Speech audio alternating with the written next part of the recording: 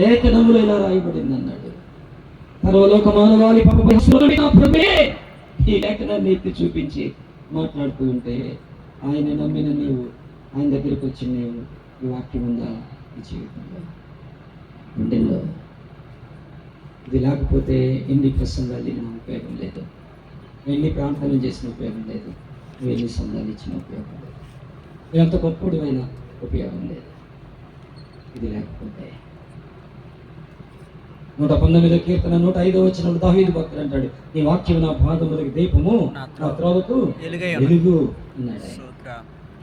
నీ వాక్యం నా పాదములకు దీపం, నా త్రోవకు వెలుగంటే మనం వెళ్తా ఉంటే ముళ్ళు లేకపోతే ఏమి కనపడకపోతే లైట్ వేసుకుంటే దారి కనపడుతుంది కాదు దాని ఉద్దేశం. అది కాదు దాని ఉద్దేశం. ఆ మాట యొక్క అర్థం, ఆ మాట యొక్క భావం ఏంటంటే, ఈ వాక్యం నా పాదములకు దీపం, త్రోవకు వెలుగంటే నీ వాక్యముగా నాకుంటే నేను ఎలా నడుచుకోవాలో నాకు అర్థమైంది, నేను ఎలా జీవించాలో నాకు అర్థమైంది, నేను ఎలా బ్రతకాలో నాకు అర్థమైంది, నేను ఏమి తాగాలో ఏది తాగకూడదు, ఏది తినాలో